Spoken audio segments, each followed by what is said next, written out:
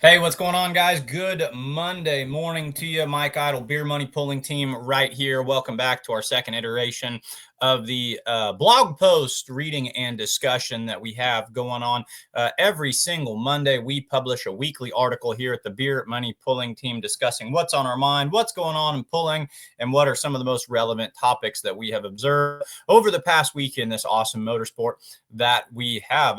We're actually doing a little rebranding.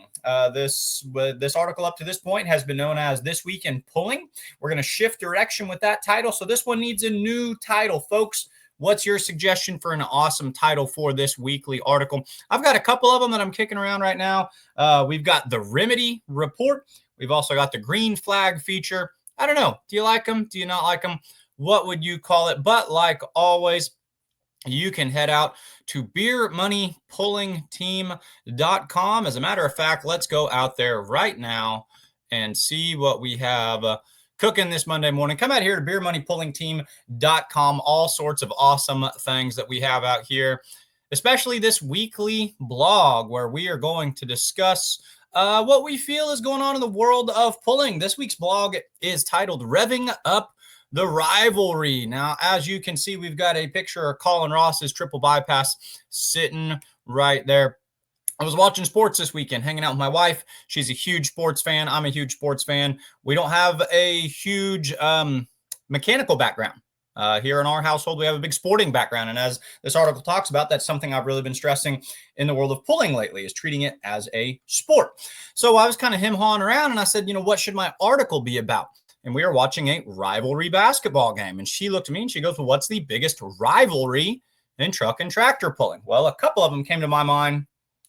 I'm not going to quite go exactly there. I don't want to do a person-to-person rivalry, but there is a big rivalry that I feel very comfortable discussing. Let's look at the National Farm Machinery Show Duel of the Fuels. This week's article, Revving Up the Rivalry. Let's see what I had to say a few moments ago. Sounds like this. The articles produced in my pulling office, as of late, have shared a certain theme, the emphasis of the sporting side and competition of truck and tractor pulling. We all bring our own personality traits and background experiences to the table of whatever passion we partake in. And as much as I may wish it were otherwise, the auto mechanical know-how is not at the top of my report card A-list. I understand just enough about the internals of the horsepower process to make myself sound foolish on the microphone. I do, however, come very comfortably and confidently from a sporting household. Lucky for myself, the sport of pulling doesn't exist singularly in the shops and on the dynos, but is measured, gauged, and competed out on the track. We keep track of the winners. It's a sport built on the motivation to outdo your foe and push yourself and machine to the limits of performance. Winning is an enthralling and captivating experience, even for those not directly engaged in the battle of competition. This is why we can spend whole afternoons or even days consuming sports of all kinds simply as fans. For myself, this weekend, that included college basketball and the onset of NASCAR's upcoming season. The clash at Bowman Gray was one of the more entertaining races I have watched in a while, exhibition or not. And my Missouri Tigers are riding one of the most enjoyable hot streaks they have seen in some time. In fact, it was college basketball that inspired the topic for today's reflections. You see, when scrolling at social media during and after Mizzou's latest win, it wasn't only the Tigers' success that had us Missouri residents in such a positive mood, but also the downfall of the Kansas Jayhawks, a powerhouse team that to the west suddenly found itself in the losers column on the same day we picked up a very impressive win. Well, that seems a bit mean-spirited. Why would a fan base be relishing in the struggles of another team? Rivalry. This week's discussion topic is perhaps the most motivating thing from a fans and competitors aspect in sports. The burning desire to take on that one specific opponent that gets under your skin, the antithesis of your program.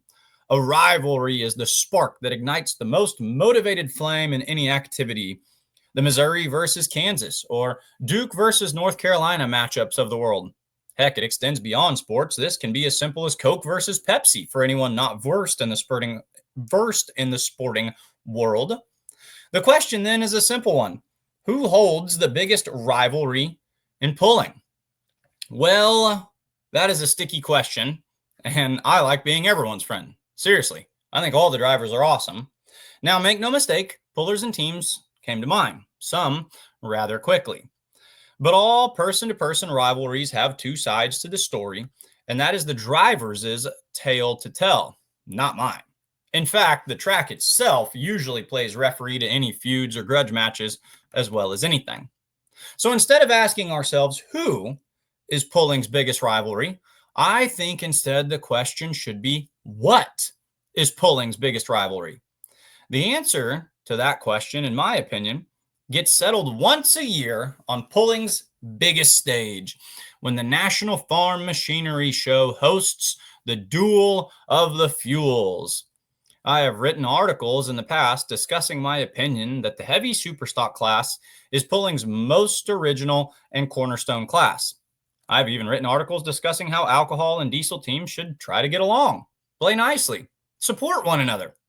Today, however, we acknowledge a rivalry that, done through spark or compression, can most certainly get heated. As a kid, I can remember two major changes running through the world of pulling in the mid to late 1990s. Roll cages and alcohol-powered superstocks. The times were changing, and there was pushback. Would the alcohol guys overtake the entire superstock world? Would smoke blowers be forced to retire their equipment, jump to a different class, or even, God forbid, convert to alcohol? A little bit of all three, in all honesty. But the question was eventually settled when the classes were split and the diesel superstock class was born. Now, anytime this discussion gets brought up, this is the part where I incessantly always point out that technically the classes weren't split. That in reality, a new exclusive class was born. The superstock diesel class exists separately, but the heavy superstock class per the rulebook stayed the same. Remember, a diesel burner is and always has been allowed to pull in the original class. This comes into play later. In the final stages of the 2019 season, the triple bypass tractor laid down a non-points pass at a local track, opting to put his diesel-powered superstock in against the alcohol burners. He won spectacularly, and the cry from the fans was on, "Combine the classes!" A few short months later, at the summit of all pulling, Louisville answered by announcing the Duel of the Fuels. All superstocks would be ran in the same class. 6 alcohol representatives, 6 diesels. The finals would be the top 6 spots of either, regardless of fuels. The rivalry renewed, the biggest rivalry in pulling. So how has this head-to-head challenge played out over the years? The statistics are small, but it seems we have a pattern. The winners have gone alcohol, diesel, alcohol in that order. John Strickland in 2020, Travis Slawbach in 2022, and Josh Blackburn in 2024. Some might say that it isn't a fair test.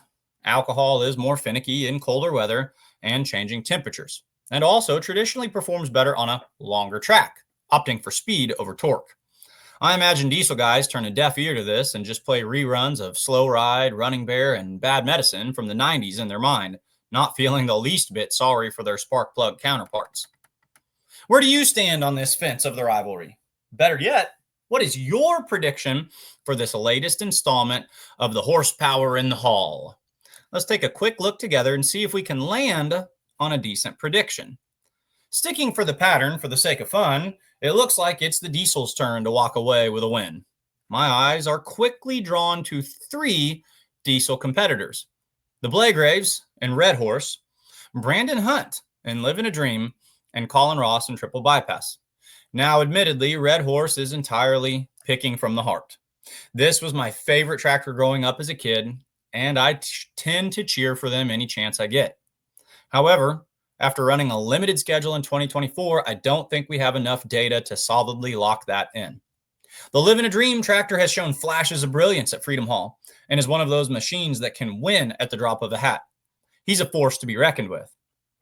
But with 11 wins on the 2024 season, how could we ever pick against the tractor that has led the crusade on this endeavor? Colin Ross and the triple bypass set this whole thing into motion in 2019. They even ran a dual schedule in 2022. I think that is the new tractor we need to watch in the best rivalry in pulling. Green flags and tight chains. Pulling is fun. Brought to you by Mike Idle, the engagement specialist of Beer Money Pulling Team. Thanks for watching. Quick note, might have been 2021. I mentioned in my article that the Ross team ran that dual schedule, pulling in Superstock Open and Superstock Diesel. I said that was 2022. I believe that might have actually been 2021. Have a great Monday, y'all. Keep on keeping on.